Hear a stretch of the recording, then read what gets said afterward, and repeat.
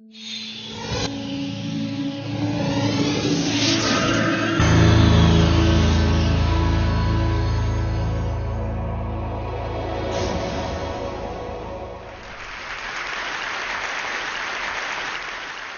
need to make a confession at the outset here. A little over 20 years ago, I did something that I regret, something that I'm not particularly proud of, something that in many ways I wish no one would ever know, but that here I feel kind of obliged to reveal. In the late 1980s, in a moment of youthful indiscretion, I went to law school. Now,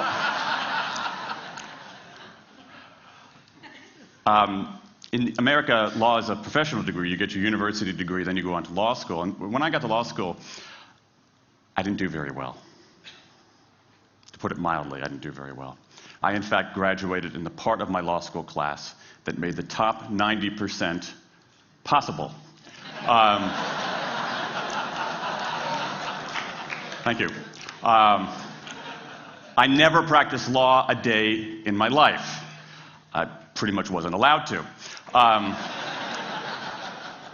But today, against my better judgment, against the advice of my own wife, I want to try to dust off some of those legal skills, what's left of those legal skills. I don't want to tell you a story. I want to make a case. I want to make a hard-headed, evidence-based, dare I say lawyerly case for rethinking how we run our businesses. So, ladies and gentlemen of the jury, take a look at this. This is called the candle problem. Some of you might have seen this before. It was created in 1945 by a psychologist named Carl Duncker. Carl Duncker created this experiment that's used in a whole variety of experiments in behavioral science. And here's how it works. Suppose I'm the experimenter. I bring you into a room. I give you a candle, some thumbtacks, and some matches. And I say to you, your job is to attach the candle to the wall so the wax doesn't drip onto the table. Now, what would you do? Many people begin trying to thumbtack the candle to the wall. Doesn't work. Some people, and I saw somebody kind of make the motion over here, some people have a great idea where they light the match, melt the side of the candle, try to adhere it to the wall. It's an awesome idea, doesn't work. And eventually, after 5 or 10 minutes, most people figure out the solution, which you can see here. The key is to overcome what's called functional fixedness. You look at that box and you see it only as a receptacle for the tacks, but it can also have this other function as a platform for the candle. Candle problem. Now, I want to tell you about an experiment using the candle problem done by a scientist named Sam Glucksberg, who's now at Princeton University in the US. This shows the power of incentives. Here's what he did. He gathered his participants and he said, I'm going to time you how quickly you can solve this problem. To one group, he said, I'm going to time you to establish norms, averages, for how long it typically takes someone to solve this sort of problem. To the second group, he offered rewards. He said, if you're in the top 25% of the fastest times, you get $5. If you're the fastest of everyone we're testing here today, you get $20. Okay, now this is several years ago, adjusted for inflation. It's a decent sum of money for a few minutes of work. Okay, it's a nice motivator. Question, how much faster did this group solve the problem? Answer, it took them on average 3.5 minutes longer. 3.5 minutes longer. Now, this makes no sense, right? I mean, I'm an American. I believe in free markets. That's not how it's supposed to work, right? If you want people to perform better, you reward them, right? Bonuses, commissions, their own reality show, incentivize them. That's how business works. But that's not happening here. You've got an incentive designed to sharpen thinking and accelerate creativity, and it does just the opposite. It dulls thinking and blocks creativity. And what's interesting about this experiment is that it's not an aberration. This has been replicated over and over and over again for nearly 40 years. These contingent motivators. If you do this, then you get that. Work in some circumstances, but for a lot of tasks, they actually either don't work or often they do harm. This is one of the most robust findings in social science and also one of the most ignored. I've spent the last couple of years looking at the science of human motivation, particularly the dynamics of extrinsic motivators and intrinsic motivators. And I'm telling you, it's not even close. If you look at the science, there is a mismatch between what science knows and what business does. And what's alarming here is that our business operating system, think of the set of assumptions and protocols beneath our businesses, how we motivate people, how we apply our human resources. It's built entirely around these extrinsic motivators, around carrots and sticks. That's actually fine for many kinds of 20th century tasks. But for 21st century tasks, that mechanistic reward and punishment approach doesn't work, often doesn't work, and often does harm. Let me show you what I mean. So Glucksberg did another experiment similar to this, where he presented the problem in a slightly different way, like this up here. Okay? Attach the candle to the wall so the wax doesn't drip onto the table. Same deal. You were timing for norms. You were incentivizing. What happened this time? This time, the incentivized group kicked the other group's butt. Why? Because when the tasks are out of the box, it's pretty easy, isn't it? If-then rewards work really well for those sorts of tasks, where there's a simple set of rules and a clear destination to go to. Rewards, by their very nature, narrow our focus, concentrate the mind. That's why they work in so many cases. And so for tasks like this, a narrowed focus where you just see the goal right there, zoom straight ahead to it, they work really well. But for the real candle problem, you don't want to be looking like this. The solution's not over here. The solution's on the periphery. You want to be looking around. That reward actually narrows our focus and restricts our possibility. Let me tell you why this is so important. In Western Europe, in many parts of Asia, in North America, in Australia, white-collar workers are doing less of this kind of work and more of this kind of work. That routine, rule-based, left-brain work, certain kinds of accounting, certain kinds of financial analysis, certain kinds of computer programming, has become fairly easy to outsource, fairly easy to automate. Software can do it faster. Low-cost providers around the world can do it cheaper. So what really matters are the more right-brain, creative, conceptual kinds of abilities. Think about your own work. Think about your own work. Are the problems that you face, or even the problems we've been talking about here, are those kinds of problems where they have a clear set of rules and a single solution? No. The rules are mystifying. The solution, if it exists at all, is surprising and non-obvious. Everybody in this room is dealing with their own version of the candle problem. And for candle problems of any kind, in any field, those if-then rewards, the things around which we've built so many of our businesses, don't work. Now, I mean, it makes me crazy. And this is not, here's the thing, this is not a feeling. Okay? I'm a lawyer. I don't believe in feelings. This is not a philosophy. I'm an American. I don't believe in philosophy. This is a fact. Or as we say in my hometown of Washington, D.C., a true fact. Let me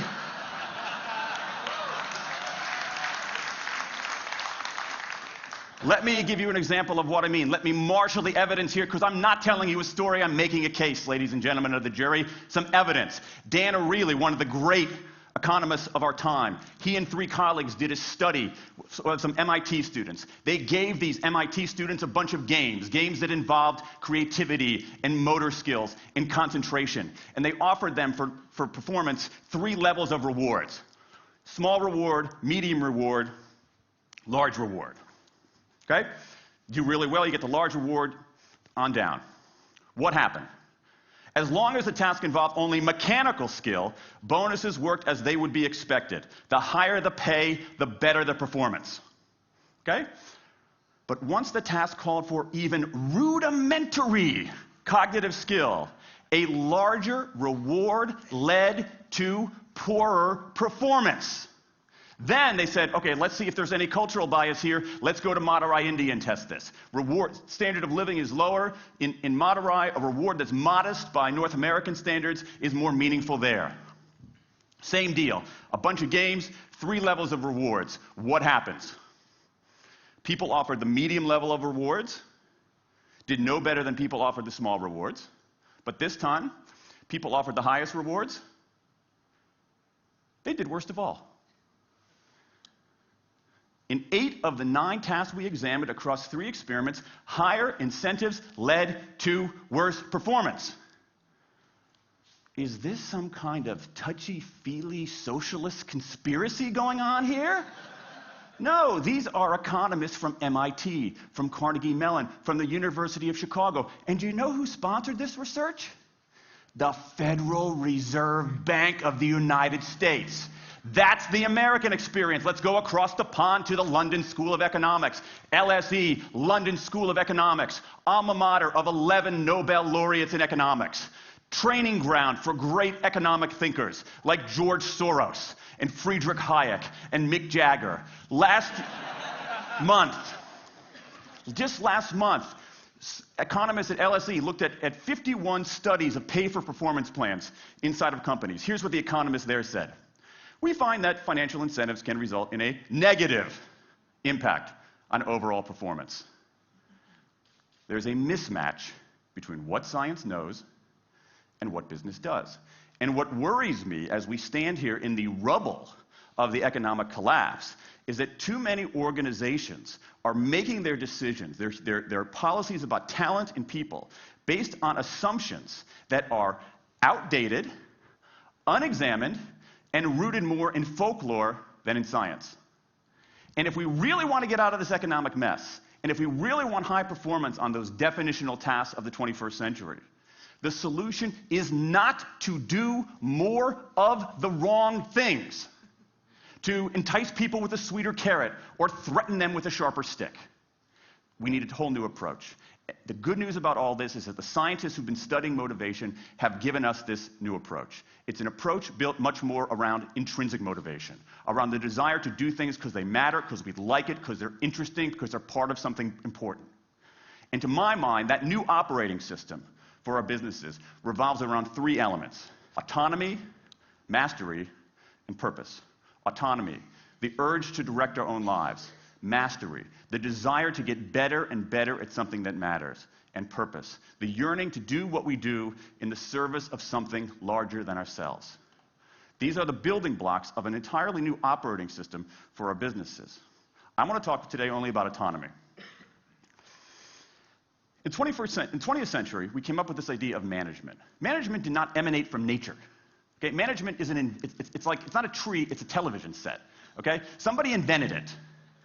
And it doesn't mean it's going to work forever. Management is great. Traditional notions of management are great if you want compliance. But if you want engagement, self-direction works better. Let me give you some examples of some kind of radical notions of self-direction. And what this means, you don't see a lot of it, but you see the first stirrings of something really interesting going on. Because what it means is, it means paying people adequately and fairly, absolutely. Getting the issue of money off the table, and then giving people lots of autonomy. Let me give you some examples. How many of you have heard of the company Atlassian? Okay, looks like less than half. Atlassian is an Australian software company, and they do something incredibly cool. A few times a year, they tell their engineers, go for the next 24 hours and work on anything you want. As long as it's not part of your regular job. Work on anything you want. So the engineers use this time to come up with a cool patch of code, to come up with an elegant hack. Then they present all of these stuff that they've developed to their teammates, to the rest of the company, in this wild and woolly all-hands meeting at the end of the day. And then, being Australians, everybody has a beer.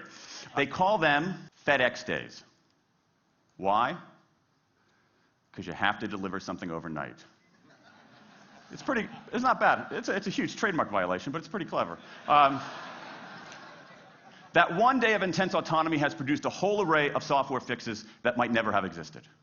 And it's worked so well that Atlassian has taken it to the next level with 20% time, done famously at Google, where engineers can spend 20% of their time working on anything they want. They have autonomy over their time, their task, their team, their technique. Okay? Radical amounts of autonomy. And at Google, as many of you know, about half of the new products in a typical year are birthed during that 20% time. Things like Gmail, Orkut, Google News. Let me give you an even more radical example of it. Something called the Results-Only Work Environment, the ROWE, created by 2 American consultants in place at about a dozen companies around North America. In a row, people don't have schedules. They show up when they want. They don't have to be in the office at a certain time or any time. They just have to get their work done. How they do it, when they do it, where they do it, is totally up to them. Meetings in these kinds of environments are optional. What happens? Almost across the board. Productivity goes up, worker engagement goes up, worker satisfaction goes up, turnover goes down. Autonomy, mastery, and purpose. These are the building blocks of a new way of doing things. Now, some of you might look at this and say, that sounds nice, but it's utopian. And I say, nope. I have proof.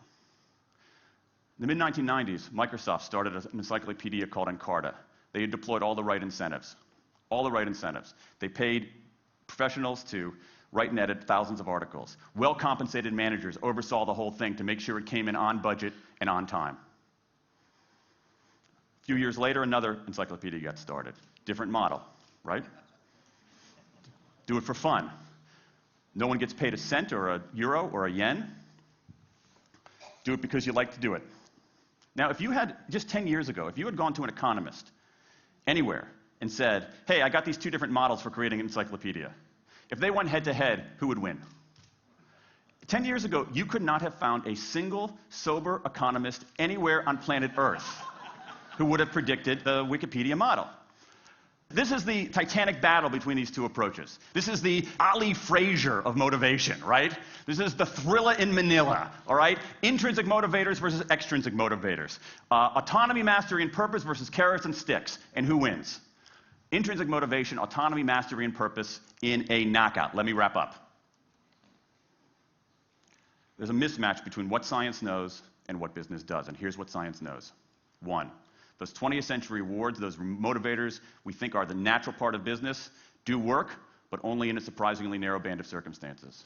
2, those if-then rewards often destroy creativity. 3, the secret to high performance isn't rewards and punishments, but that unseen intrinsic drive, the drive to do things for their own sake, the drive to do things because they matter. And here's the best part. Here's the best part. We already know this. The science confirms what we know in our hearts. So, if we repair this mismatch between what science knows and what business does, if we bring our motivation, notions of motivation into the 21st century, if we get past this lazy, dangerous ideology of carrots and sticks, we can strengthen our businesses, we can solve a lot of those candle problems, and maybe, we can change the world. I rest my case.